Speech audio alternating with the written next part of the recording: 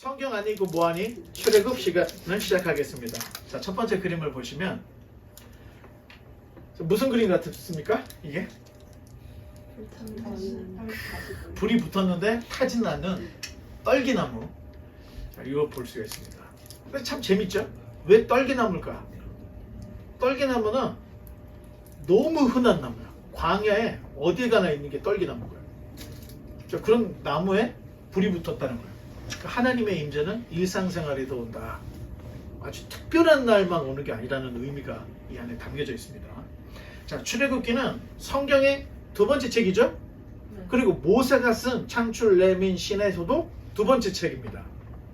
자, 출애굽기가 우리에게 말하고 있는 것은 하나님께서 우리에게 율법을 주셨는데 어떤 경위로 율법을 주셨는지 그 이야기를 하고 있습니다. 넘겨보면, 자, 우리가 출애굽기 다 읽어봤죠? 네. 다 읽어봤죠? 네. 예, 40장으로 되어 있습니다. 40장으로. 여러분들에게 제가 그 바이블 프로젝트로 보내드리는 거 있죠? 그걸 한번 보고 그 다음에 성경 그 요약본을 보고 그 다음에 성경을 읽으면 한 번 읽어도 10번 읽은 효과가 있습니다. 자, 그 다음에 보면 출애굽기는 크게 두 가지로 나눌 수가 있어요. 1장부터 18장까지는 출애굽 사건 이야기를 하고 있죠. 19장부터 40장까지는 이제 시내산에서 어떤 일이 있었느냐, 시내산 언약 이야기가 나오고 있습니다. 조금 더 세부적으로 가면 1장부터 12장은 애굽에서 종살이하는 이스라엘의 처절한 모습을, 13장부터 18장까지는 이제 홍해를 건너서 시내산을 향하여 여행하는 모습, 그리고 19장부터 23장에서는 도착한 시내산에서 하나님과 언약 체결을 해요. 계약을 하게 됩니다. 그리고 24장부터 32장까지는 두 돌판 이야기가 나오고 깨지죠, 한번. 그리고 33장부터 40장에서는 이 깨어졌던 두 돌판을 다시 하나님께서 만들게 하시죠. 재계약을 하시고 또 하나님께서 만들라고 했던 대로 성막이 만들어져요. 자, 여기 보면 성막이 있습니다. 자, 이제 이거를 우리가 이제 하나씩 이제 설명을 하려고 하는데, 자, 그 다음 페이지 보면, 자, 모세라는 인물은 40년은 왕궁에서 살았죠. 나머지 40년은 어디 살았죠? 광야에서 살았습니다. 그리고 모세가 부름을 받아서 하나님의 사역을 시작할 때가 몇 살이었죠? 80. 그러면 하나님도 한 사람의 이 지도자를 키우기 위해서 80년을 기다려 주신 거예요. 그냥 뭐 배양을 해가지고 한 번에 80년 지나가게 하지 않고 이 모세라는 사람이 역경 속에서 살아남죠. 그러다가 왕궁으로 들어가 40년 살아가게 하시고 그 이후 40년은 광야에서 어렵게 살게 하죠. 그 모든 과정을 하나님께서 1년을 세시면서 하나님도 80년을 모세와 함께 기다리셨던 거예요. 자, 성경에서 중요한 것은 하나님은 사람을 통해서 일을 하신다는 거예요. 그러니까 어떤 사람이 딱 등장함으로 시대가 바뀌어요. 어떤 사건으로 인해서 완전 시대가 바뀌어요. 자, 그런 입장에서 본다면 하나님은 늘 사람을 기다리신다는 거예요. 그리고 정말 쓸만한 사람이 있을 때 하나님이 계획했던 일을 그 사람을 통해서 일으키는데, 이제 앞으로 우리가 이제 성경을 읽어가면서 느끼는 거는, 와, 한 사람의 탄생이 역사를 바꾸구나, 한 사건이 역사를 바꾸구나, 시대를 바꾸구나, 이런 것들을 우리가 느낄 수가 있습니다. 자, 하나님은 이 모세라는 지도자 한 사람을 길러내기 위해서 80년을. 자, 모세가 조금만 더디 왔으면 어쩌면 애굽이 이집트라는 거 알고 계시죠? 예, 성경 발음상 우리 어르신들이 성경을 번역했던 분들이 이집트라는 말을 애굽이라고 이렇게 번역을 해서 썼기 때문에, 또 한자 성경이 한글 성경으로 올 때 그 발음상의 문제로 애굽으로 이렇게 돼 있어요. 그래서 여러분들이 애굽은 뭐고 이집트는 뭐냐 이렇게 헷갈리면 안 돼요. 피라밋의 나라 이집트가 성경에서는 애굽으로 나와 있습니다. 자, 그런데 만약 모세가 조금만 더 늦게 왔더라면 어쩌면 이스라엘 백성은 애굽 땅에서 다 멸절하고 말았을 거예요. 왜? 남자아이가 태어나면 어떻게 했어요? 나일강에 집어 던져버리는 거예요. 다 악어밥으로. 그러니까 남자들이 다 없어져요. 그러면 어떻게 될까요? 민족의 숫자가 줄어들게 되죠. 자, 이런 것들을 볼 때 하나님은 80년을 그냥 기다리신 게 아니야. 하나님이 계획한 그 시간을 기다리시고 그 80년이 됐더니 모세가 등장을 해서 그 백성을 건져내요. 자, 모세의 40년은 왕국에서 나머지는 40년 광야 생활. 자, 우리가 이제 다 읽어봤죠. 만약 모세가 평범한 히브리 사람이었다면 바로한테 가서 내 백성을 돌려주시오 할 때 이 바로가 너는 뭐냐 협상이 안 되는 거예요. 어떤 나라도 노예하고 협상하는 나라는 없었어요. 고대 왕국에. 그런데 왜 모세는 바로를 만나서 협상을 했을까? 얘기했죠? 40년을 왕궁에서 자랐기 때문에 모세에 대한 기억들이 다 있었던 거예요. 그러니까 모세가 나타나가지고 히브리 백성, 내 백성 보내라 하니까 좀 와봐. 그래갖고 협상 테이블에 앉은 거예요. 만약 모세가 40년의 왕궁 생활이 없었다면 이런 협상이 이루어지지 않았을 거예요. 그러니까 하나님이 모든 걸 다 계획하시고 그 계획하신 대로 역사가 움직이고 있는 이런 모습들을 우리가 볼 수가 있습니다. 그 다음 그림을 보면 히브리인들이 이집트에서 애굽에서 했던 노역은 사실 피라미드 건축하는 데에 동원됐던 건 아닙니다. 요즘 이제 우리나라에도 이집트 박사들이 있어요. 자, 이분들 얘기 들으면 월급 받으면서 피라미드를 졌다는 거예요. 그리고 이 이집트 사람들은 사람이 죽으면 환생한다고 믿었던 거예요. 그래서 사람이 특히 왕이 죽었을 때는 그냥 태우거나 그러지 않고 그 시신을 방부 처리를 해서 썩지 않게 미라를 만들어 놨던 거예요. 그래서 언젠가 환생을 하면 다시 태어날 것이다. 이렇게 생각을 해서 신성한 부역이었던 겁니다. 신성한 부역. 그러니까 노예들한테 시킬 수 있는 일이 아니었던 거예요. 애굽 민족 국민들이 하는 신성한 노역이었던 거예요. 아니 그러면 이스라엘 백성들은 뭐를 했던가? 벽돌 이기긴 했습니다. 자, 그게 무슨 말인가? 피라밋을 축조할 때 쓰이는 이 벽돌을 만들었던 거예요. 벽돌. 그럼 벽돌이 어디에 쓰여졌는가? 자, 그림을 보면 사실 베니스처럼 이 나일강 하구의 이집트 나라는 굉장한 이 수로들이 있었던 거예요. 이 배들이 다 다녔던 거예요. 만약에 여기에 피라밋을 진다고 할 때는 큰 돌을 배에다가 실어. 배의 부력을 높여가지고 큰 돌을 거기다 싣고 오는 거예요. 그래서 싣고 최대한 올 수 있는 데까지 오는 거예요. 자, 끝까지 오고 대신 여기에는 운하를 만들어가지고 지대가 높아지는 거예요. 물을. 자, 그러면은 여기에서 여기까지 가려면은 그냥 갈 수가 없어요. 경사가 있어야 되는데, 자, 그냥 평범한 땅에 경사를 만들려면 흙이 있어야 되는데 흙은 무너져. 그래서 흙벽돌을 만들었던 거예요. 흙에다가 지푸라기를 넣어서 반죽을 해서 벽돌을 구웠던 거예요. 이런 벽돌을 쫙 구워놓고 여길 높은 데로 갖고 가서 동그란 나무에다가 돌을 올려놓고 밀어서 당기는 거예요. 그래서 여기까지 가는 거예요. 그러다 보니까 피라밋은 나일강 주변에 다 있습니다. 여기 뭐 산지에 있는 게 아니에요.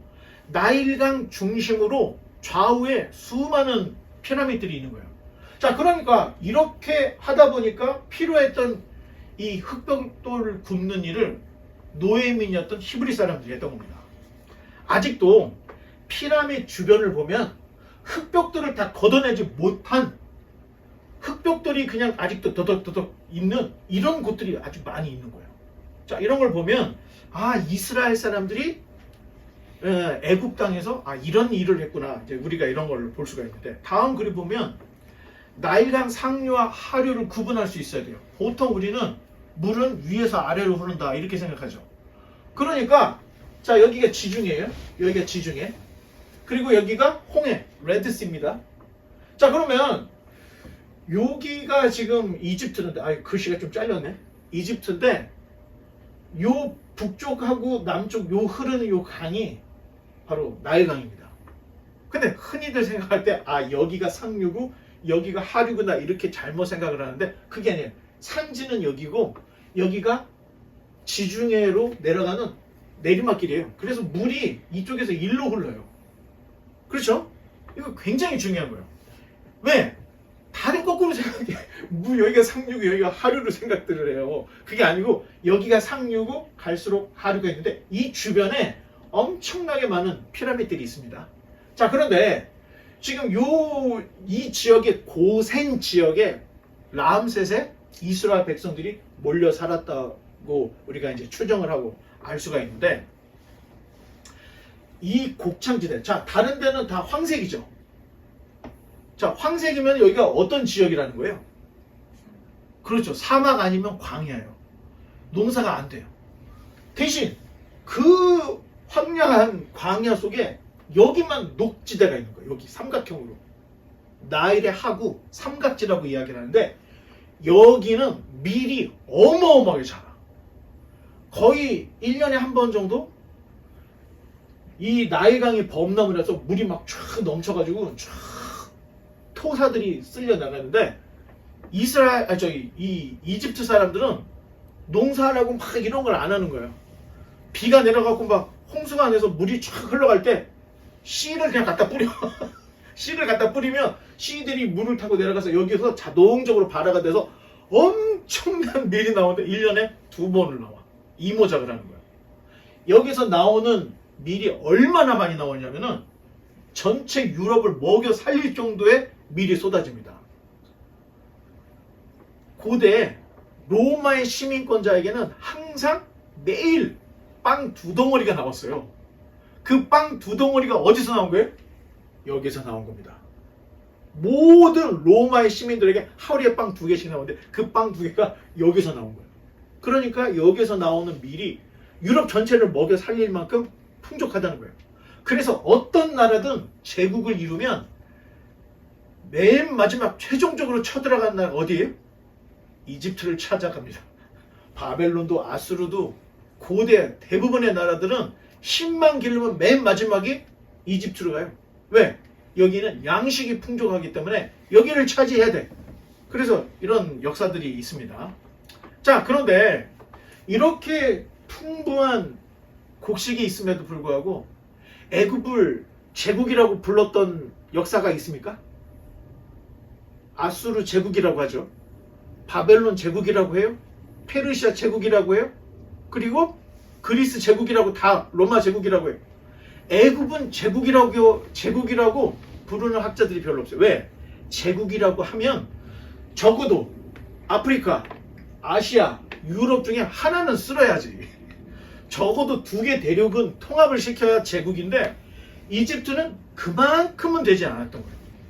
그러면 재원도 있어요. 힘도 있어요. 근데 왜 못 갔을까? 자, 성경 학자들 중에 이렇게 얘기하는 사람이 있어요. 충분히 대구도 남았는데, 자, 요 지금 지역에 살고 있던 히브리 사람들이 민수기 보면 이스라엘 백성이 숫자를 셌죠? 민수기에 보면 장정만 60만이래요. 장정만. 그럼 장정이라고 할 때는 청년, 중년, 장년까지 얘기하는 거예요. 아마 50대 정도까지, 50대 전까지 그 사람의 남자 숫자만 60만이에요. 그러면 부인 쳐야죠. 120. 애를 하나만 낳으면 됐는데 그때는 피임을 안 했으니까 마구마구 나왔죠. 아니, 많은 집은 5, 6, 7도 되는 거야. 그러면 300만, 400만? 도대체 몇 명인지 모르는 거예요. 엄청난 노예가 있었다는 거예요. 그런데 이 애굽 사람들 입장에 이 곡창지대에서 나오는 어마어마한 이 밀로 먹여만 주면 되는 무임금 노동자가 남자만 60만이었다니까요. 그러니까 엄청나죠. 그런데 출애굽기 읽어보면 이 사람들이 하루아침에 다 떠나버리죠. 갑자기 힘이 확 빠져버린 거예요. 제국으로 나아갈 수 있는 힘은 있었지만 중간에 경제적인 몰락이 왔던 거예요. 그리고 우리가 이제 계속해서 보면 알겠지만 10가지 재앙이 임하죠. 10가지 재앙으로 애굽이 폭삭 망해버리는 거예요. 더군다나 도망가는 히브리 사람들을 잡으려고 전차 군병들이 쫓아갔던 거죠. 갔는데 어떻게 돼요? 홍해에 다 수장이 됐어요. 장군들, 뛰어난 사람들이 다 죽어버린 거예요. 그러니까 애굽은 제국으로 나갈 수 있는 능력은 있었지만 늘 그런 기회가 없었다는 거예요. 내전이 일어나거나 히브리 사람들이 갑자기 빠져나가거나 이런 일이 있어서 다른 바벨론이나 이런 제국들처럼 제국으로 나아가지 못했다. 이제 성경학자들이 이렇게들 이야기합니다. 자, 그러면 10가지 재앙이 나오는데 어떻게 한번 읽어볼까요? 시작. 피, 개구리, 이, 파리, 돌림병, 악성종기, 우박, 메뚜기, 흑암, 장자의 죽음. 성경을 다 읽어봤으면 다 기억이 탁탁탁 나죠? 자, 그런데 사실 이게 그냥 재앙만이 아니었다는 거예요. 이 10가지는 애굽 사람들, 이집트 사람들이 섬기던 수많은 신들 중에 대표적인 신이 바로 이 10가지 신들이었습니다. 눈에 띄는 게 파리. 네 번째 파리. 아니 왜 파리를 섬겨? 전에 얘기했죠. 바알세굽이라고. 사람이 죽으면 뭐가 나오죠? 막 구데기가 나오잖아. 구데기가 나오면서 이 구데기가 파리로 변해. 고대 사람들은 이걸 아주 신비하게 본 거예요. 야, 혹시 파리가 영혼의 전령이 아닌가? 그래서 파리를 섬겼다는 거예요. 아니 심지어는 이를 섬겨. 이 그거 조그만 거. 메뚜기 뭐 이런 걸 다 섬겼던 거예요. 자, 그래서 신학적으로 보면 애굽에 내린 이 10가지 재앙은 애굽 사람들이 섬기고 있던 10개의 신을 하나님이 심판하신 거다. 이렇게 보면 정확하다는 거예요. 자, 이런 의미에서 10가지가 있습니다. 그 다음 이제 13장부터 18장까지의 내용을 보면 하나님은 자신의 언약 백성을 마치 독수리가 자기 새끼를 날개에다가 얹어놓고 멀리 이동을 시키는 것처럼 애굽에서 극적으로 하나님의 백성들, 이스라엘 백성들을 극적으로 건져냅니다. 언약 백성은 애굽에 내린 10가지 재앙을 봤을까요? 못 봤을까요? 이스라엘 백성들은 봤죠. 이집트 사람 같은 이집트에 살고 있는 이집트 사람들이 당하는 10가지 재앙을 목도했어요. 두 번째, 죽음을 대신할 어린 양을 잡아 이 어린 양의 고기를 먹는 유월절을 보냈어요. 희생을 배웠던 거예요. 희생을.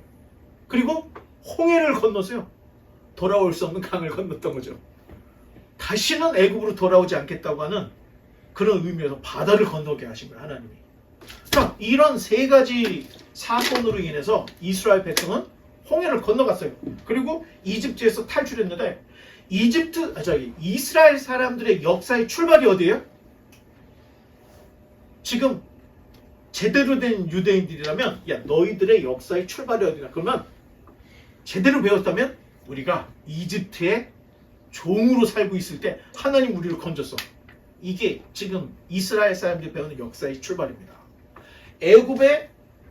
애굽에서 탈출했던 이것을 자기네들의 역사의 시작으로 본다는 거예요. 그 역사의 시작에 하나님의 손이 강한 손과 강한 팔로 그 백성을 잡아서 자기네들을 구원해 주셨다. 이걸 절대 잃지 않는 거예요. 자, 이런 거. 자, 그런데 재미있는 것은 사도 바울은 자, 이스라엘 백성이 홍해의 그 양쪽 그 바다를 벽을 삼아서 여기를 지나갔는데 물 사이를 지나갔잖아요. 물 사이를. 바다 사이를 지나갔죠. 자, 우리 세례할 때 어떻게 하죠? 세례는 물을 찍어서 머리에 얹죠. 하지만 침례, 고대 시대의 거의 대부분은 사람은 물에다가 탁 담궜다가 건져요. 이건 뭐냐? 물에 빠졌다는 건 넌 죽었다. 살아났다는 의미로, 부활을 의미로 다시 건져내요. 그런 의식이 담겨져 있어요. 그런데 이스라엘 백성 전체가 홍해 바다를 들어간 거야. 그럼 죽었다는 거죠. 근데 건져서 나왔어. 사도 바울 선생님은 정말 대단한 분이에요. 이건 세례다. 사도 바울 선생님이 이렇게 얘기를 했다니까. 이스라엘 백성이 홍해를 걷는 거는 이스라엘 백성의 세례다. 이렇게 해석을 해요. 대단하죠. 우리 생각하는 차원이 우리하고는 다른 것 같아. 그런데 요한계시록 15장에 보니까 마지막 7번째 나팔, 우리가 요한계시록을 다 했기 때문에 좀 뭐가 통하는 게 있겠죠. 마지막 7번째 나팔이 딱 불려질 때 죽었던 자가 살아나고 살아있는 자는 변화해서 공중에서 주님을 만나는 휴거, 들림을 받게 되죠. 들림받은 하나님의 백성들이 어린 양의 그 불이 섞인 유리바다를 건너서 부르는 노래가 있었어. 첫 번째, 모세의 노래를 불러요. 두 번째, 어린 양의 노래를 불러요. 불이 섞인 유리바다. 휴거된 사람들이 부르는 노래가 어린 양의 노래, 모세의 노래. 자, 그렇다면 홍해를 건너는 하나님의 백성, 그 다음에 사도 바울 선생님은 이게 세례다 이야기를 했는데 사실은 다 이게 예표였다는 거예요. 예표. 그림자였다는 거예요. 진짜는 그 백성이 불이 섞인 유리바다, 붉은 바다를 건너서 결국엔 어디를 간다는 거예요? 주님 품에 간다는 이야기인 거예요. 그게 주님께서 그 백성들을 불러서 환란으로부터 건져서 자기 백성을 숨겨주시는 그 놀라운 일이 진짜고, 그 사건이 있을 거라는 것에 대한 그림자 예표가 홍해 사건이었다는 거예요. 그러니까 이스라엘 백성들은 자기네들이 몸으로 경험했지만 이게 왜 이런 일을 했는지 자기는 모르는 거야. 단순히 이집트 사람들의 칼을 피했나 이렇게 생각하지만 성경은 그렇게 얘기를 하지 않는다는 거예요. 장차 메시아가 와서 너희들을 구원해서 너희들을 하나님 품으로 인도하는 그 사건과 연결을 시키고 있는 내용이 하나의 케이스로 홍해 사건이 기록이 되어 있다. 자, 최종 종착지였던 가나안까지 가기 위해서는 반드시 거쳐야 될 게 있었어요. 바로 시내산을 지나쳐야 됩니다. 시내산에서 하나님과 이스라엘이 계약을 맺어요. 그리고 가나안까지의 여정은 재앙을 통과하고 희생을 통해서 기적을 경험하고 시내산에서 자신의 정체성을 명확하게 한 이후에 광야를 통해서 가나안으로 간다는 거예요. 자, 그 신앙이라는 게 예수 천당 불신족 이렇게 간단한 게 아니라는 겁니다. 예수님을 믿고 바로 천국 가는 게 아니잖아요. 이 땅에서 우리가 거쳐야 될 것들이 있다는 거예요. 성경을 통해서 내가 누구인지, 나의 신앙의 대상이 누구인지, 예수님이 왜 이 땅에 오셔서 나를 위해서 죽었는지를 다 알아야 돼. 이게 신앙의 정체성이 명확하게 세워진 사람이 나그네의 삶으로서 정착지가 있는 마지막 본향을 향해서 건너가는 이 광야 생활을 통과해서 결국에는 하나님께 도달할 수 있다. 철로 역정의 이야기를 하고 있다는 겁니다. 자, 그 다음 그림을 보면 19장부터 23장까지는 이제 시내산에서 하나님과 그 백성이 어떻게 언약을 맺는지 그 이야기가 나오고 있는데, 언약의 세부적인 내용이 율법이고 언약의 증거로서 성막이 계시가 돼요. 자, 여러분, 둘이서 만약에 사귄다고 할 때 결혼하기 전에 뭘 하죠? 처음에? 프로포즈. 그 다음에 어떻게? 약혼. 그 다음에 결혼하죠? 자, 그런 입장에서 생각해본다면 언약의 세부적인 내용, 너 나 진짜 사랑하고 내가 변심하지 않고 평생 너와 함께 살겠다고 하는 내용이 율법인 거예요. 그리고 이 둘이 결혼을 해야 되잖아? 그 결혼을 하는 게 바로 결혼 장소가 성막이라는 거예요. 그러니까 아무나 성막에 들어가서 예배하는 게 아니에요. 하나님의 백성이 평생 주님을 기억하면서 하는 그 제의적 행위가 바로 제사인데, 아무데에서나 하는 게 것이 아니라 하나님이 명한 장소, 하나님이 만들라고 했던 그 성막에서만 드려야 한다는 의미가 담겨져 있다는 거예요. 자, 그러니까 이스라엘 백성이 반드시 안식일을 지키는 건, 안식일을 뭘 하기 위해서? 예배를 드리기 위해서. 그리고 할례를 행하고 또 절기를 지키고 하는 것은 하나님과의 언약 백성으로서 율법을 지켜나가는 거예요. 그러니까 율법, 성막, 안식일 이런 것들을 지키는 게 내가 하나님 백성이라고 하는 증거라는 거예요. 언약 백성으로서의 증거. 자, 그런데 이 시내산 언약은 이런 내용이 있는데 한번 읽어보겠습니다. 시작. 세계가 다 내게 속하였나니 너희가 내 말을 잘 듣고 내 언약을 지키면 너희는 열국 중에서 내 소유가 되겠고 너희가 내게 대하여 제사장 나라가 되며 거룩한 백성이 되리라. 자, 계약의 조건이 뭐예요? 언약을 지키면, 하나님의 말씀을, 율법을 지키면 결국에는 하나님의 소유가 되고 제사장 나라가 될 것이라는 거예요. 아브라함이 맺은 언약이 이 구체적으로 법제화가 된 게 지금 출애굽기 19장 5절에 6절이 나와 있는 거예요.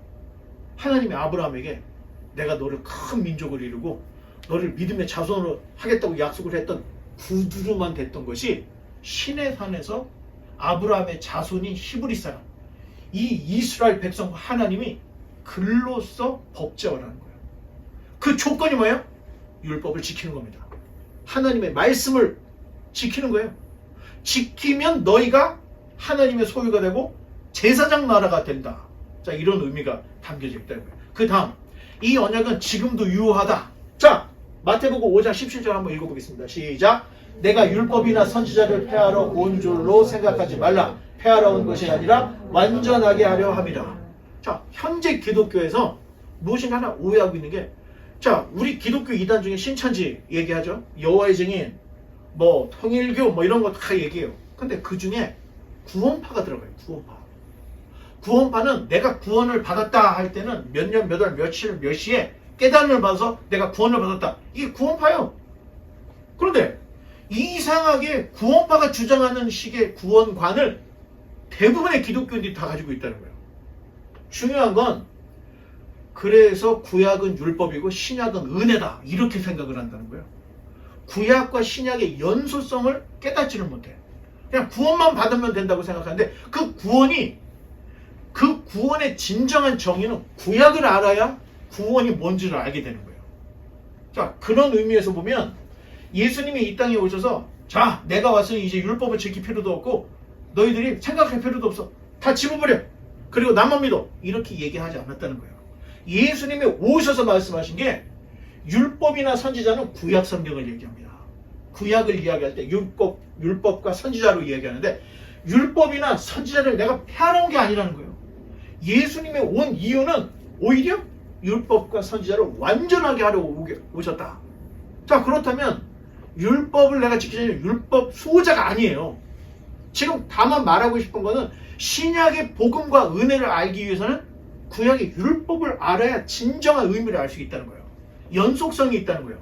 그래서 구약은 율법 아니에요. 구약도 하나님의 은혜로 주신 거고 신약의 복음도 하나님의 은혜로 주신 거예요. 그래서 결국 구원이라는 것은 하나님의 은혜 안에 있다는 겁니다. 그러니까 여러분들이 구원해서 되는 게 아니라니까요. 하나님의 말씀을 창세기부터 요한계시까지 알아서 하나님의 뜻을 알아야 돼요. 어떤 백성이 구원을 받고 하나님께서 신앙이 무엇인지 정의해주고 하나님의 마음을 성경 전체를 알아야 되는 거예요. 자, 이렇게 굉장히 종합적이라는 것을 말씀을 드리고 싶고, 그래서 예수님께서도 내가 와서 율법을 폐하거나 선지자를 폐하러 온 게 아니다. 다만 예수님이 오셔서 율법이 바뀐 게 있습니다. 첫 번째, 예수님께서 오심으로 율법은 그대로 있는 도덕, 윤리, 법이 있습니다. 변형된 게 있어요. 절기들이 우리가 오순절은 더 안 지키잖아요. 성령 강림절로 지키듯이 이렇게 바뀐 게 있고, 그 다음에 대체된 게 있어요.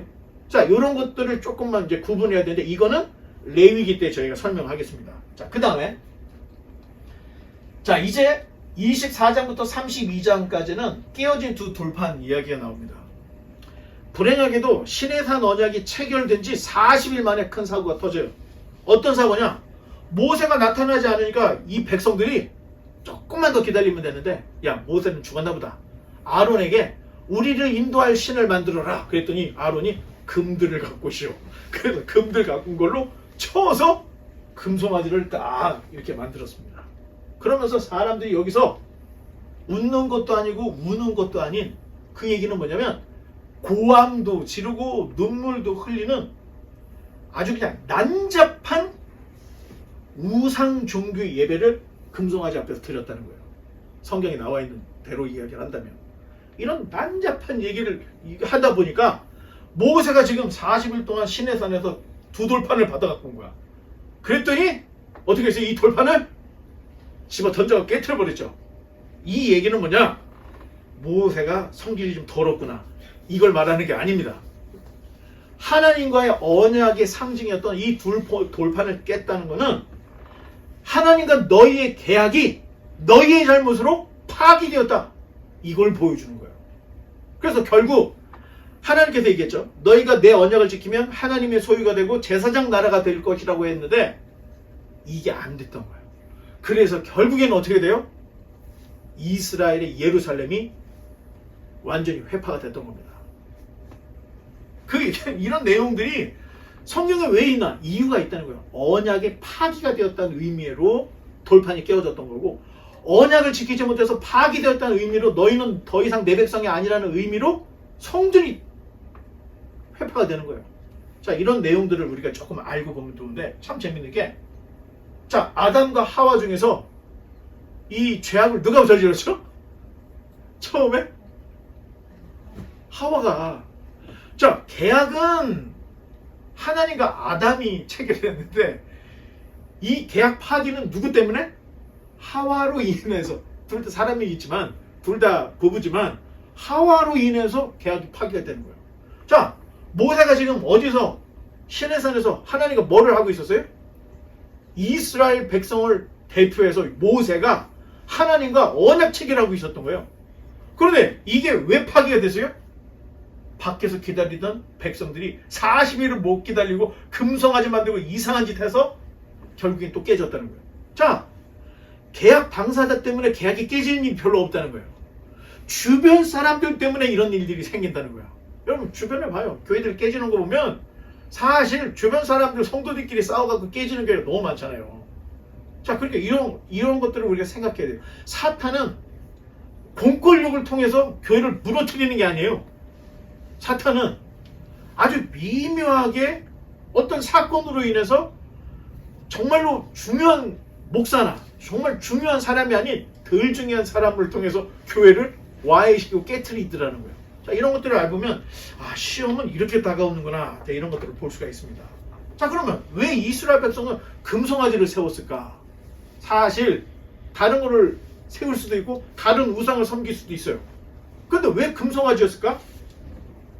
거의 3, 4대 동안 이 고센 땅에서 살고 있었던, 이 애굽에 살고 있던 히브리 사람들이 늘 보던 게 아피스, 황소신을 늘 봤던 거예요. 이스라엘 사람들이 살던 그 동네 바로 옆에 가장 유명한 신이 바로 아피스였습니다. 아피스. 그러니까 매일 3, 4대가 이 이집트 사람들이 숭배하고 있는 아피스 금송아지 상을 늘 봤기 때문에 신앙의 정체성이 없었을 때 우상을 들어올 때는 다른 신을 끄집어 오는 게 아니라 자기들 기억 속에 있는 신을 끌어오더라는 거예요. 그게 바로 금송아지 이 신이었던 겁니다. 그러니 모세가 40일 동안 오도 가지도 않으니까 이스라엘 백성들이 만들었던 게 금송아지를 만들었던 거예요. 이 소형상의 아피스 우상은 성공과 풍요를 상징하고 있습니다. 자, 이런 것들. 그 다음 페이지. 이제가 조금 이제 어렵습니다. 출애굽기 25장 31장까지 그리고 36장부터 40장을 참고를 해서 보면 지금 우리가 요 그림에 나와 있는 요 모형이 나와 있는 이게 좀 성막이 이렇게 다 나와 있어요. 자, 그러면 성막은 사람의 아이디어였습니까? 아니면 하나님께서 만들라고 한 대로 만드는 겁니까? 그게 중요해요. 사람의 아이디어로 이거 이렇게 하면 좋겠네, 저거 저렇게 하면 좋겠네 해서 만든 게 아니라는 거예요. 하나님께서 그 모세에게 이렇게 만들어 저렇게 만들어 했던 그대로 만든 게 바로 이 성막이었던 거예요. 자, 그러면 자, 성막의 주변에는 뭐가 있죠? 성막 주변에 뭐가 있습니까? 기둥, 울타리가 있잖아요. 자, 울타리, 흰색 울타리가 딱 쳐져 있습니다. 그리고 기둥이 혹시 이거 몇 개인 줄 아세요? 60개입니다. 60개의 기둥에 흰색 세마포로 울타리를 쳤어요. 그리고 이 높이가 2.5m, 5규빗이에요. 그리고 총 넓이가 378평, 스퀘어핏으로 이야기하면 13,449.24 스퀘어핏이에요. 이 넓이가. 자, 그리고 이 울타리는 성과 속을 구분하는 거예요. 성과 속을 구분하고 있어요. 그리고 문은 딱 하나만 있습니다. 그리고 아까 얘기했죠? 이 높이가 2.5m. 사람이 이렇게 해서 볼 수 있는 높이입니까? 아닙니까? 이거 밖에서는 아무리 해도 못 보는 거예요, 안을. 그런 의미에서 이렇게 2.5m 높이로 딱 그렇게 만들어졌어요. 이 속과 이 겉이, 이 안쪽의 거루, 이 세속은 이렇게 구분이 된다는 의미로 딱. 두 번째, 문이 하나 있어요. 자, 문이 여기 하나 있죠? 여기 문이 하나 있습니다. 문. 이 문은 딱 하나야. 자, 이스라엘이 성막을 중심으로 동서남북 세 지파씩 진영을 갖췄어. 그러면 여기 살거나 여기 있는 사람들은 성막 들어갈 때 이렇게 돌아서면 이 문으로 들어가면 되죠. 근데 여기 사는 사람은 무슨 죄야? 문이 없어 여기에. 그러니까 가려면 이렇게 돌아서 이렇게 해서 디귿자로 해서 들어가야 되는 거예요. 그럼에도 불구하고 딱 하나만 있고, 이 하나가 어디 있느냐? 동편을 향하고 있습니다. 자, 보통 우리가 동서남북 할 때 북쪽을 중심으로 잡죠. 근데 히브리 사람들은 해가 뜨는 곳을 중심으로 잡아요. 자, 그쪽이 중심이 되어서 동쪽에만 문이 딱 하나 있어요. 자, 그러면 왜 문이 하나이냐? 하나님도 한 분, 중보자도 한 분이라는 얘기예요. 그래서 예수님이 나는 양의 문이니 다른 데로 들어오는 자는 도적이다, 이렇게 얘기를 하셨던 거예요. 문으로만 들어와야 돼. 이 문이 아니고서는 결코 하나님께 들어갈 수 없다, 이런 의미가 담겨져 있던 거예요. 그리고 이 문은 한 4m 정도가 돼요. 4m. 그러면 문이 4m라고 하면은 이게 작은 문입니까? 큰 문입니까? 되게 커요, 문이. 그 이유는 누구나 오라, 이 초청이 담겨져 있어요. 자, 우리 보통 문에는 문턱이 있죠. 여기는 문턱도 없어. 그러니까 쉽게 들어오라고 하는 의미로 턱도 없고 문도 굉장히 넓어요. 그리고 이 울타리는 무슨 색깔이었어요? 흰색이었죠. 그런데 여기에 있는 요 큰 아름다운 문만 4가지 색으로 장식이 되어 있어요. 흰색, 홍색, 자색, 청색. 자, 그러면 흰색은 뭐냐? 순결을 의미하죠. 홍색은 뭐냐? 이스라엘을 대표하는 색입니다. 자색은 부요함을, 청색은 영생을. 자, 이런 의미의 색깔로 직조를 하는 거예요. 자, 그 다음, 자, 여러분들이 이제 문이 띄어지나 모르겠네.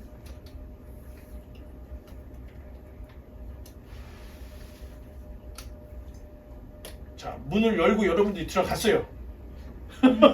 자, 그러면 맨 처음 만나는 게 뭐예요? 맨 처음 만나는 성물이 요 번제단입니다. 번제단. 자, 번제단은 시띠나무, 아카시아 나무 일종인데, 시띠나무에다 놋을 입혀서 만들었어요. 자, 그럼 주로 여기서 뭐냐면은 여기서 각을 뜬 짐승들을 여기서 태워. 그러면 여기서 계속 불을 떼잖아요. 그러면 이게 엄청나게 뜨거울 텐데 웬만한 재질이면 변형이 와요. 그럼 변형이 되지 않게 오래오래 쓸 수 있는 방법이 무엇일까? 참 재밌죠. 성경에 나와 있는 대로 시띠 나무에다가 놋을 입히면은 1085도까지 버틴다는 거예요. 영국의 소방관들이 이거 시간들이 많았는지 테스트를 해봤대요. 시띠 나무에다가 놋을 입혀서 얼마나 견디나. 그랬더니 1085도까지 변형이 없더라는 거예요. 그러니까 그런 걸 봤을 때 지금 여기에 있는 이 번제단은 그냥 대충 만들어서 대충 쓴 게 아니에요. 하나님께서 번제에 잘 사용할 수 있는 이런 재주를 만들어 주신 거예요. 그래서 자, 그리고 번제단에는 여기 뿔이, 여기에 4개 뿔이 있어요. 뿔. 요 포코너에 뿔이 달려 있어요. 그럼 이 뿔은 뭐냐? 이 뿔은 내가 억울한 일을 당했을 때 여기를 잡으면 칼을 피할 수 있는 거예요. 그리고 자기의 소명, 자기의 변호를 할 수 있는 기회를 주는 거예요. 자, 이렇게 4개가 있어요. 그러면 왜 이런 게 있느냐? 상징이라는 거예요. 자, 이 상징은 도피성의 의미가 있고 구원의 뿔이라고. 그래서 이 번제단에 있는 요 4개 귀퉁이 뿔을 구원의 뿔이라고 얘기해요. 성경의 시편을 보면 주님은 나의 구원의 뿔입니다 하고 얘기하잖아요. 그 뿔이 바로 이거를 이야기하는 거예요. 자, 그러면 대표적으로 아도니아가 솔로몬에게 반기를 들었다가 죽을 위기를 되니까 여기를 잡았던 거야. 요압도 죽을 뻔했는데 여기를 잡았어요. 근데 이 둘 다 어떻게 됐죠? 죽었어요. 왜? 다음 시간에 볼 5대 제사는 계획적이고 습관적이고 이런 죄를 회개하는 게 아니에요. 부지 중에 내가 그때 잘못했구나. 부지 중에 잘못한 것이 기억날 때 번제를 드리는 거예요. 지금 이 제단 뿔도 계획적이고 습관적인 죄를 짓는 사람들이 여기를 붙잡아도 소용이 없다는 거예요. 자, 아도니아도 요압도 계획적으로 반란을 일으켰던 거예요. 그러니까 솔로몬이 아니까 다 죽였어요.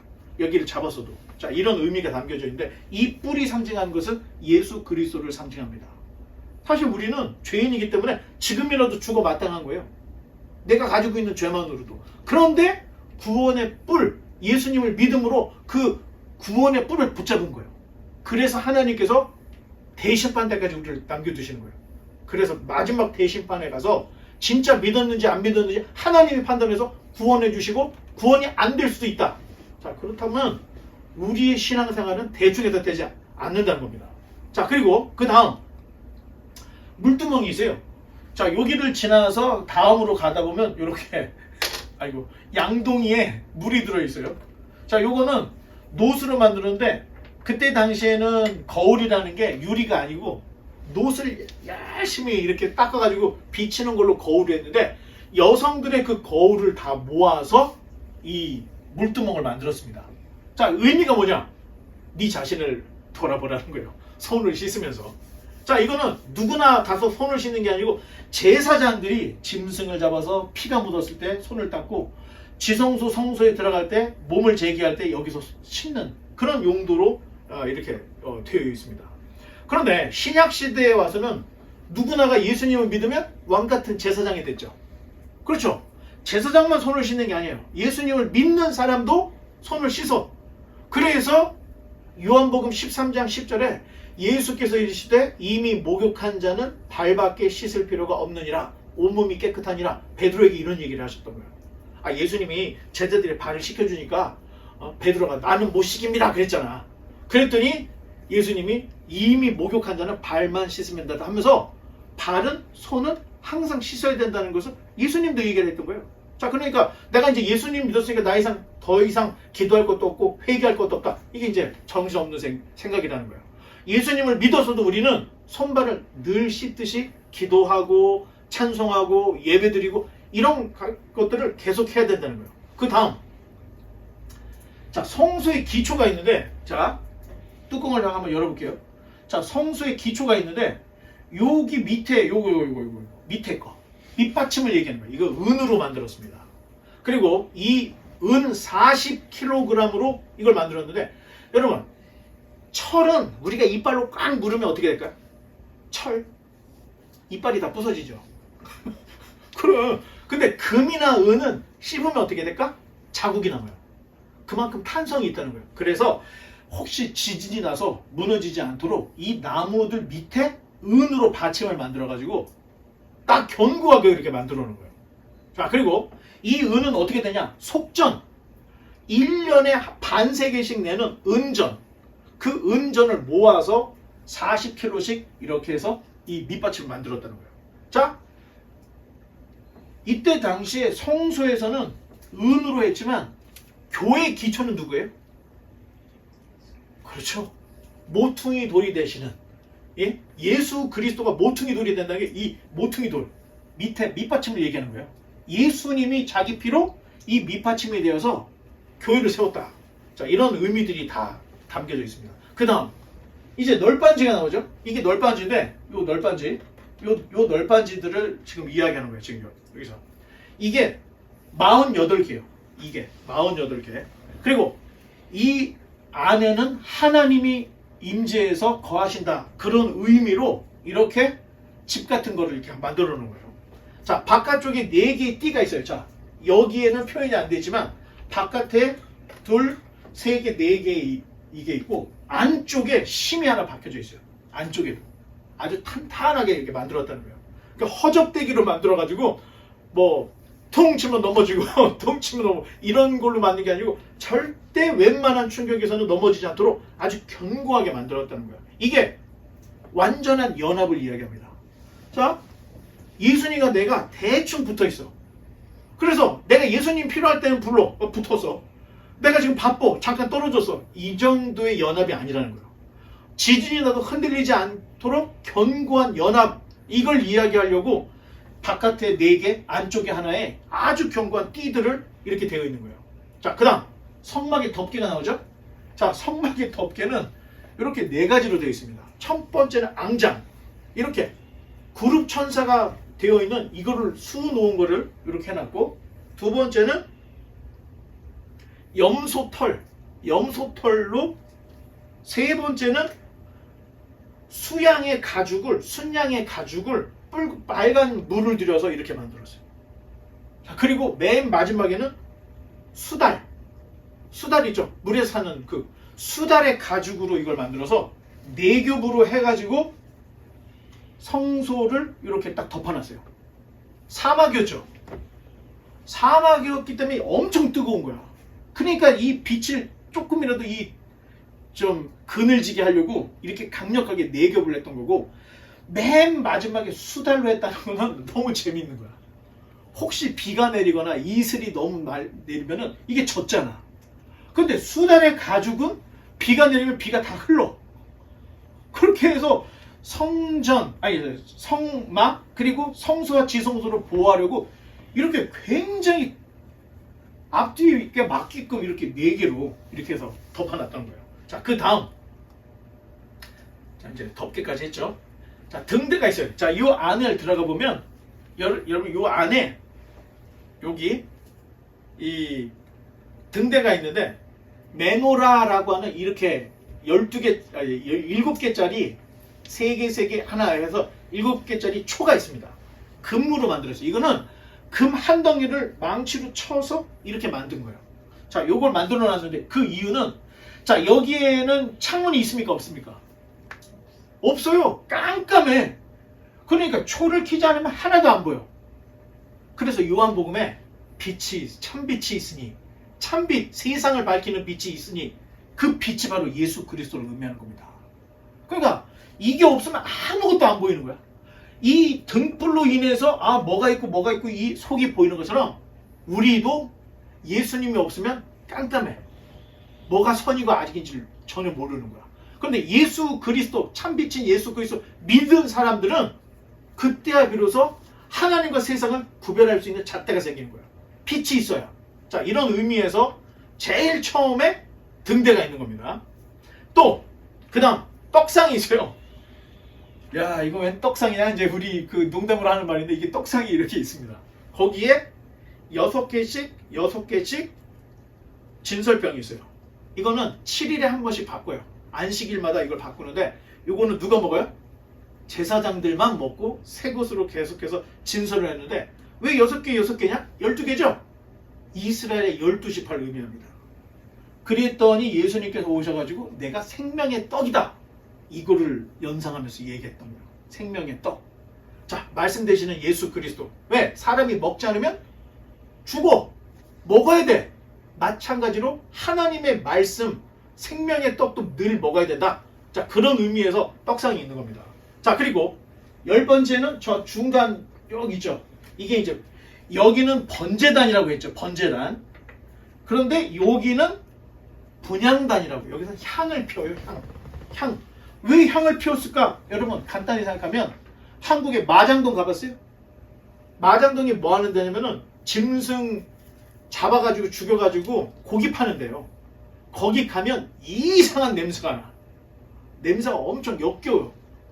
고기 썩은 내가 난다는 거야. 피 비린 내 같은 게 난다는 거야. 여기에서 매일 제사를 드리는 거 아니야. 그러니까 피 냄새가 얼마나 진동하겠어요. 여기서 향을 좀 피워줘야 주변이 좀 중화가 되는 거예요. 자, 근데 그 정도의 의미가 있는 게 아니에요. 자, 향은 여기서 나오는 그 피어오르는 향 연기 있죠. 성경의 요한계시록에 뭐 있죠? 향은 성도들의 기도라고 얘기하잖아. 이게 향이 쭉 하늘로 올라가서 없어지는 게 아니고 끝까지 가서 누구에게 가는 거예요? 하나님께 간다는 의미가 담겨져 있어요. 그래서 분향단에서는 항상 그 향이 피어오르고 있습니다. 끊이지 않는 기도를 의미하죠. 또 분향이라는 것은 여기다 이제 향에다가 불을 붙여서 한다는 것은 안식을 의미해요. 안식을.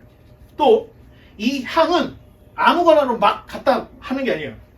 소합향, 나감향, 풍자향, 유향에다가 소금을 쳐서 빻아서 만들어서 향을 만들어서 피우는 거예요.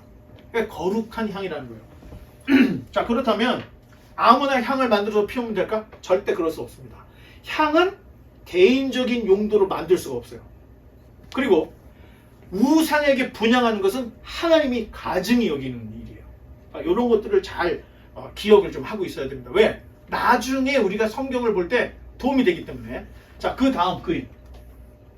이제 이 분향단을 지나면 또 커튼이 있어요. 이 커튼을 치고 하나를 더 들어가면 거기에 법궤가 있습니다. 아이고 아버지, 법궤가 엎어졌습니다. 자, 이 법궤에는 뭐가 들어있냐? 이 속에 항아리인데 무슨 항아리? 만나가 들어있는 만나 항아리. 그리고 요건 뭘까? 아, 미안해. 요거는 10계명의 두돌판이 들어가 있고, 마지막 하나는 아론의 상난 지팡이. 자, 이거 되게, 아이고 아버지. 자, 요거 왜 항아리냐? 이스라엘 백성이 하나님께 밥 달라고 열받았잖아. 불순종, 하나님께 막 밥 달라고 했을 때 하나님이 만나를 주시던 10계명? 자, 한 번 깨졌죠. 그걸 기억하게 하는 거예요. 왜? 불순종해서 금송아지 만들어서 섬겼던 걸 그때 그거를 잊지 말라는 의미로. 또 한 가지는 아론의 상난 지팡이.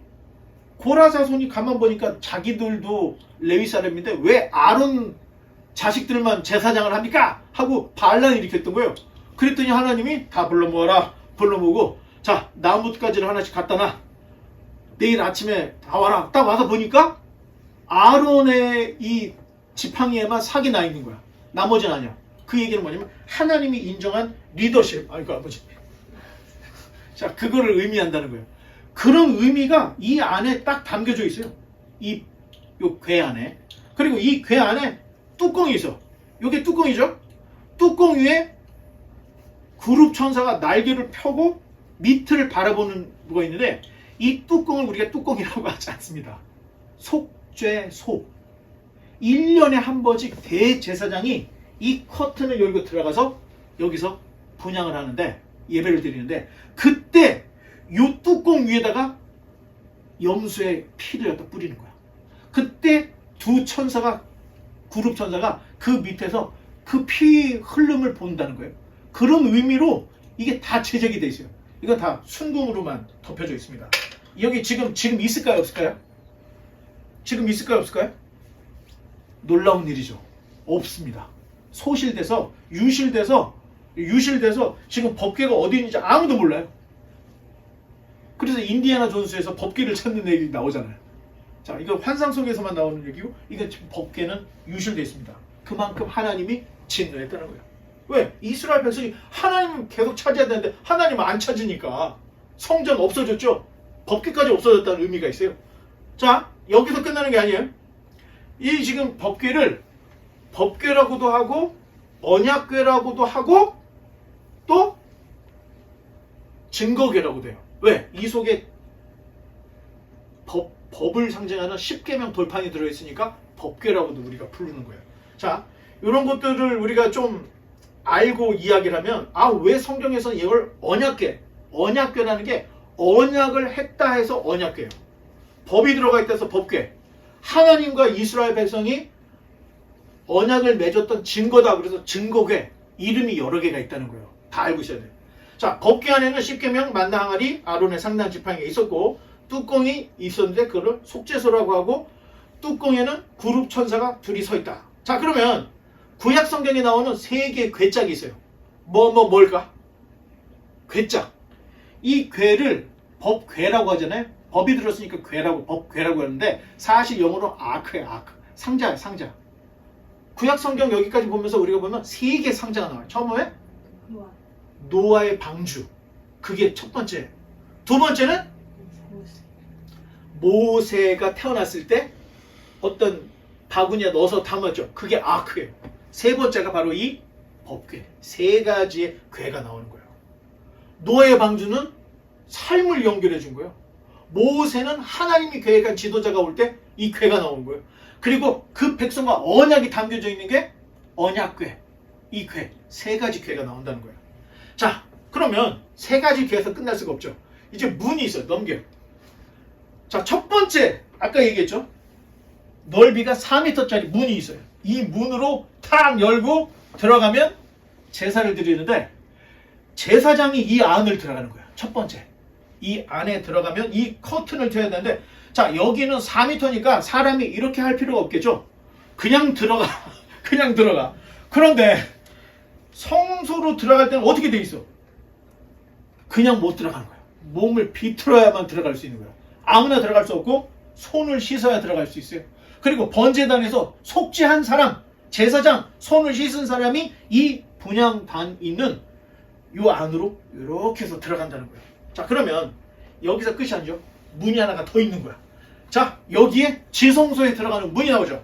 자 세 번째 문이 나오는데 이 세 번째 커튼은 여러분 젊은 남자 20명이 양차양차해서 찢어지지 않을 정도 이렇게 두꺼운 거야. 이게 엄청 두꺼워요. 이 커튼이 무게도 대단하지만 그런데 이 세 번째 커튼이 찢어졌다고 성경에 나와 있죠. 언제? 예수님이 십자가에 달려 돌아가셨더니 성전의 휘장이 위에서 아래로 쭉 찢어졌다는 거예요. 유대인 역사가 요세푸스가 이런 얘기했어요.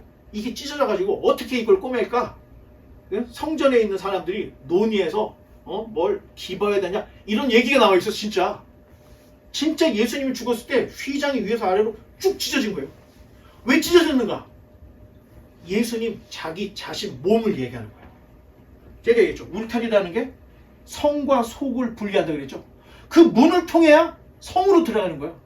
그거보다 더 거룩한 이 안으로 들어가기 위해서는 몸을 돌리면서 손 씻고 죄를 회개한 사람은 이 안에 들어갈 수 있는 거예요. 그럼 거기서 끝난 게 아니고 거기서 또 하나님의 임재가 있는 지성소까지 들어가야 하나님께서 우리에게 말씀하시려고 하는 진정한 하나님의 백성으로서 하나님을 만나는 것은 여기까지 가야 된다는 겁니다. 그런데 여기는 막혀져 있지만 예수님이 십자가에 달려 죽음으로 이걸 완전히 다 찢은 거예요. 자기 몸을 찢어서 이제 하나님께 갈 수 없는 길을 활짝 열었다는 거예요. 그래서 히브리서 기자가 형제들아 우리가 예수의 피로 말미암아 성소에 들어갈 담력을 얻었다. 그전에는 못 들어갔던 거예요. 이 안에는 대제사장이 대속죄일에 한 번 들어가. 염소 2마리를 갖고 와서 제비를 뽑아 한 마리 머리에다가 뿔에다가 리본을 매주고 얘는 아사셀에게 보내는 염소를 보내주는데 이 한 마리는 그 자리에서 목을 따. 그 피로 제사를 드리는 거예요. 그래서 이걸 가지고 들어가서 이걸 뿌리는데 아까 이제 나중에 보면 알겠지만 대제사장의 옷 끝에는 방울들이 달려 있어요. 그리고 끈으로 묶어놨어. 왜? 아무도 들어갈 수 없는데 대제사장이 들어가서 속죄 의식을 할 때 뭔가가 잘못됐다. 그러면 거기서 팍 쓰러져. 그러면 더 이상 딸랑딸랑 소리가 안 나잖아. 죽었구나. 그리고 끄집어내는 거예요. 그게 그 정도로 거룩한 것이라는 거예요. 우리가 생각할 때 어떤 사람들은 하나님 어디냐? 하나님 보여주면 내가 교회 다니겠다. 하나님 보면 죽어요. 죄인이 거룩한 하나님을 보는데 우리가 낮에 하늘을 들어서 태양을 봐봐. 태양을 볼 때 그런 사람이었어. 눈 막 이러잖아. 똑같은 거예요. 거룩한 하나님께 나갈 수 있는 사람은 아무도 없다는 거예요. 이게 똑같은 이런 얘기죠. 핵심은 지성소까지 들어가야 돼요. 하나님의 임재의 상징. 그런데 대부분이 교회 오면 문은 들어가. 왜? 문턱도 없고 4m짜리니까 그냥 들어가서 예배만 드리고 가. 개 중에는 조금 나은 사람은 요 안에서 번제를 드려. 그 중에 조금 더 열려있는 사람은 손도 씻고 성소로 들어가. 근데 나는 여기까지 들어가는 사람 많이 봤어. 지성소까지 가는 사람은 희박합니다. 지성소까지 들어가기 위해서는 하나님의 말씀도 알아야 되고 하나님을 정말로 내 하나님으로 섬기는 사람 거기까지 가야 된다니까요. 신앙이 여기서 멈추면 안 되는 거예요. 쭉 들어가서 하나님의 임재의 상징이 지성소까지 들어가야 돼요. 지금 이런 것들은 사실 은혜의 수단이고 은혜의 방편인 거예요. 근데 이 방편만 매일 보고 지나가는 거예요. 신앙이라는 게. 겉핥기. 뚜껑을 열어서 그 안에 하나님께 가야 진정한 하나님을 만날 수가 있다는 거예요. 내가 바라기는 여러분들이 끝까지 갔으면 좋겠고 그 다음 그림. 이걸 만들었던 사람들이 있어요. 한 사람은 부사셀, 한 사람은 오울리압. 하나님이 이 사람들에게 능력을 줘가지고 이런 것들을 잘 조각하게 하나님 그렇게 만들어 주셨다고요. 그래서 하나님이 말씀한 대로 이 두 사람이 열심히 봉사를 했는데 이 두 사람뿐만이 아닙니다. 여기에 나와 있는 휘장 이런 것들은 다 부녀들이, 여성들이 모여가지고 이걸 다 짠 거예요. 그리고 이 모든 것들은 이 두 사람만이 한 것이 아니라 이 두 사람이 할 때 옆에서 다 같이 도와준 거예요. 이 얘기는 뭐냐면 교회는 한 사람이 만들어서 한 사람이 끌고 가는 게 아니라는 거예요. 모든 사람들이 자기 역할을 해서 누구는 짜고 누구는 조각하고 누구는 망치질하고 해가지고 이런 사람들이 다 열심히 해서 결국에는 그리스도의 몸된 교회를 만들어 간다는 거예요. 자, 이런 의미가 담겨져 있습니다. 그 다음 이제 제사장의 옷이 나와요. 자, 이 옷을 괜히 이렇게 입고 있는 게 아니에요. 제사장은 파란색 옷을 입는데 여러분 혹시 리바이스 청바지 알아요? 리바이스? 리바이스라는 말이 영어로는 레위를 레비라고 하잖아요. 그 말을 착안해서 만든 거예요. 그래서 이 사람들이 청색 옷을 입는 거예요. 제사장들이. 그래서 청바지 아이디어로 청바지를 만들었던 거고, 그래서 유명한 회사가 리바이스라는 회사가 있는 겁니다. 레위를 의미하는 거예요. 유대인들이 만든 거예요. 자, 그러면 요 앞에 앞치마 같은 게 있죠. 에봇이라는 걸 입고 있어요. 여기 견대, 요 옆에 이 견대가 있어야 이게 버틸 수 있으니까. 요 의미는 영적인 책임을 의미하는 거예요. 책임. 그리고 흉배가 있는데 여기에 12보석이 담겨져 있는데 12개를 담았던 이유는 이스라엘의 12지파를 상징하는 거예요. 이게 그대로 요한계시록에 12지파 다 나오죠? 12사도 다 연결이 되어 있는 거예요. 그리고 요 안에 주머니가 있어요. 주머니가. 여기에 흑돌, 백돌이 있어가지고 재판할 때 맞습니까? 안 맞습니까? 기도하고 열어서 제비를 뽑을 때 이거를 사용했다는 전설이 있습니다. 그리고 이 끝에 금방울, 그 다음에 살구 방울들이, 석류 방울들이 있어요. 그래서 이렇게 예배를 드리면 딸랑딸랑 소리가 움직일 때마다 철렁철렁 소리가 나니까 안 돌아가신 거예요. 소리가 안 나면 돌아가신 거라 끄집어냅니다. 자, 그런 용도로 이렇게 되는 거예요. 자, 우리가 생각할 때 일반 사람들, 일반 제사장들 이렇게 하얀 옷에 이런 옷을 입지만 대제사장은 이렇게 옷을 입어요. 파란색에. 이게 상징이었던 거예요. 그때 당시에. 눈에 확 띄죠? 자, 이거를 기은이가 다 색칠을 다 해줬어. 이렇게 이거 이런 거 이거 다 색칠을 해줬어. 너무 고맙고요. 자, 우리가 생각할 때 옷을 뭐로 저렇게 치렁치렁 입냐 하는데 여러분 그거 아세요? 옷이 신분이에요. 옷이 신분. 지금은 그렇게 그러지 않지만 우리가 조금 더 가서 중세로 아니면 고대로 가면은 왕이 입는 옷이 따로 있어요. 대신들이 입는 옷이 따로 있는 거예요. 자, 오늘날에 경찰하면 경찰 옷을 입잖아. 스포츠 하는 사람은 스포츠 옷을 입잖아. 용도에 맞게 다 입죠. 그리스도인들은 입어야 될 옷이 있어요. 예복을 입어야 됩니다. 요한계시록에 봤잖아요. 어린 양의 혼인잔치 사람들이 안 나와가지고 종들에게 야, 가 데리고 와 했더니 우르르 데리고 왔더니 너는 왜 옷을 안 입었냐? 밖에서 쫓겨나가지고 슬피 울며 이를 갈미 있으리라 이런 얘기 나오죠. 사도 바울이 그리스도로 옷을 입으라 이런 얘기까지 하고 있어요. 그 얘기는 지금 여러분들이 정말 그리스도인이라면 여러분들에게서 그리스도의 모습이 드러나야 된다는 거예요. 그게 옷으로 표현이 됐다는 거예요. 제사장도 하나님께서 보실 때 죄인을 덮어주는 이런 옷을 입어야만 하나님 앞에 나갈 수가 있었다는 거예요. 여러분들도 마찬가지인 거예요. 뭐 이런 패션이나 이런 걸 따지는 게 아니고 여러분들이 입어야 될 옷이 있는데 그리스도로 옷을 입어야 된다는 겁니다. 마지막. 자, 구름 기둥이 있어요. 자, 여기에서 번제단에서 계속 불이 피우죠. 분향단에서 연기가 나오죠. 이게 계속 올라가. 그래서 하늘까지 닿는 거예요. 멀리서 보면 땅과 하늘이 붙어있는 느낌이 드는 거야. 연기 때문에. 멀리서 보면. 이게 뭐냐? 하나님이 그 백성을 붙잡고 있다. 그래서 구약에서는 거의 대부분이 구름과 연기는 하나님의 임재, 하나님의 인도, 자, 이런 의미들이 다 담겨져 있습니다. 그런데 한 가지 더. 성막을 중심으로, 이 성막을 중심으로 동서남북 3개 지파씩 있는 거야. 자, 여기서 이방 사람들이 와서 보니까 깜짝 놀라는 거야. 이 사람들은 다 자유롭게 살고 있는데, 아니 이 사람들이 예? 신의 성막을 중심으로 동서남북을 이렇게 딱 어떻게 보면 십자가 모양인데 이 모양으로 딱 정결하게 딱 되어 있는 걸 보고 이방 사람들이 볼 때 얼마나 무서웠겠어요. 보통 백성들이 아니겠구나.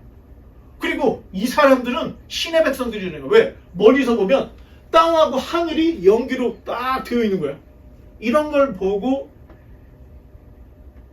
정탐꾼이 갔을 때 라합이 너희들은 우리를 분명히 이길 거야 이런 얘기를 해. 이미 가나안 사람들도 이스라엘 백성이 올라오면 자기네들 다 죽일 거라는 걸 알고 있었던 거예요. 그만큼. 왜? 이런 모습들을 너무 많이 봤기 때문에 이런 민족하고는 전쟁에서 이길 수 없다. 더군다나 애굽에서 탈출할 때 홍해를 가르지 신이다. 바다를 갈랐다. 이런 소문. 이스라엘 백성이 사막에서 40년을 보냈는데 굶어 죽는 사람이 없었다. 그 신이 만나와 메추기를 먹이더라. 이런 소문이 있어서 이방인들은 항상 두려움의 대상들이었다는 겁니다. 이스라엘 백성을 볼 때. 자, 이제 말씀의 결론 맺겠습니다. 출애굽기는 계약, 약속, 언약을 우리에게 전해주고 있어요. 그 계약, 약속, 언약이 하나님의 말씀이 율법이고 율법이 그대로 우리에게 삶에 드러나는 성막으로 드러나 있다는 겁니다. 자, 지금 성막이 있습니까? 없습니까? 뭐 억지로 만들려면 만들겠지만 고대 시대에 하나님이 만들어졌던 건 없어요.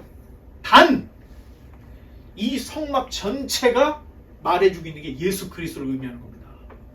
예수 그리스도를 통해서 회개를 할 수 있는 거예요. 속죄를 할 수 있는 거예요. 예수 그리스도를 통해서 빛을 발견할 수 있는 거예요. 예수 그리스도를 통해서 하나님의 임재까지 갈 수 있다는 거예요. 그런 의미에서 이런 구차한 모습들은 이제는 필요 없지만 예수님을 통해서 이런 기능들을 다 상기할 수 있어야 된다는 거예요.